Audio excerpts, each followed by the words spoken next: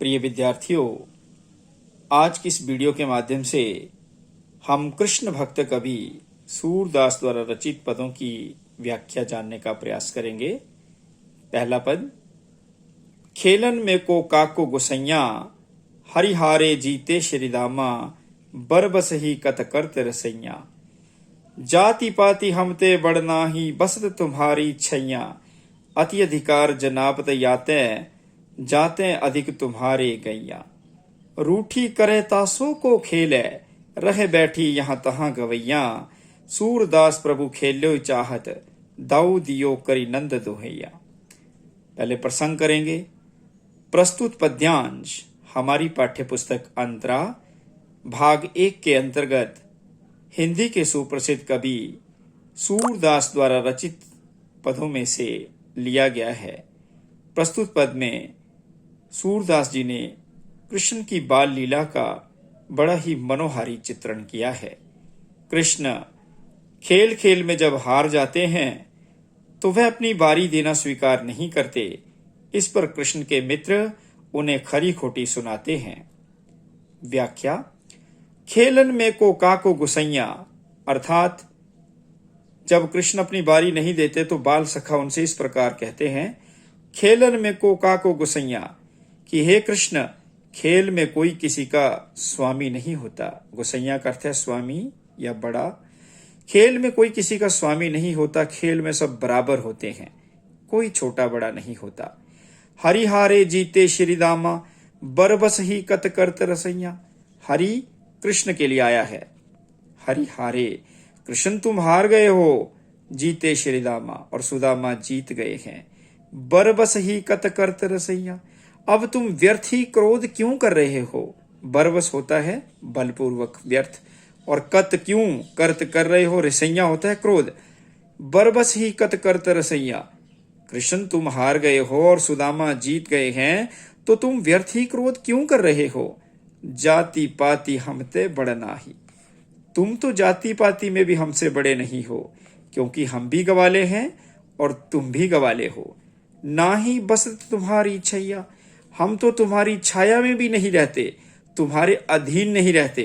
कहने का भाव यह है कि हमारा लालन पालन तुम नहीं करते। अधि अधिकार जनाबत याते, याते अधिक तुम्हारी गैया, शायद तुम हम पर इसलिए अधिक अधिकार जता रहे हो। जनाबत का मतलब होता है जतलाना। इसलिए अधिक अधिकार जता रहे हो कि तुम्हारे पास हमसे ज्यादा गौएं हैं, परंतु हम तुम्हारा ये रौब सहन नहीं करेंगे। रूठी करे तासो को खेल है। रूठी होता है धांधली करना, खेल में रोंठी पीटना। जो खेल में रोंठी पीटता है, धांधली करता है, उससे कोई भी खेलना पसंद नहीं करता। रहे बैठी यहाँ तहाँ गवैया, यह कहकर के गवाल सखा इधर उधर जाकर बैठ गए। सूरदास प्रभु खेल्यो चाहत, सूरदास जी कहते हैं कि मेरे प्रभु कृष्ण तो खेलना चाहते थे। दाऊ दियो करी नंद दुहैया, उन्होंने नंद बाबा की दुहाई देकर, दुहैया का मतलब होता है दुहाई, दुहाई मतलब सौगंध, कसम। नंद बाबा की शपथ उठाकर कहा कि अब वो धांधली नहीं करेंगे, और उन्होंने दाव देना स्वीकार कर लिया। तो विशेष में हम लिख सकते हैं बच्चों, इसमें कृष्ण की बाल लीला का बड़ा ही मनोहारी चित्रण किया गया है। इसमें बाल मनोविज्ञान पर प्रकाश पड़ता है कि बच्चे किस तरह से हरकतें करते हैं। बात बात पर वो लड़ाई झगड़ा भी करते हैं, लेकिन तुरंत मान भी जाते हैं। जो बच्चे ज्यादा लाड प्यार में पले होते हैं वो थोड़ा दूसरे बच्चों पर रौब डालने का प्रयास करते हैं। जैसे शायद कृष्ण के पास अधिक गौएं हैं तो वो अपनी बारी आने पर बारी स्वीकार नहीं कर रहे। तो ये एक बाल मनोविज्ञान, यहाँ पर बाल मनोविज्ञान पर प्रकाश पड़ता है। और बच्चे खेल में किसी की जो रौब है, किसी का रौब सहन नहीं करते। इसलिए छोटा हो बड़ा हो, बच्चे साफ कह देते हैं कि खेल में सब के लिए नियम बराबर हैं। इसमें अनुप्रास अलंकार का प्रयोग किया गया। आप देखें पहली पंक्ति में को का को, यानी को क से, फिर यहां भी क से, फिर कत करत, यहां भी अनुप्रास अलंकार।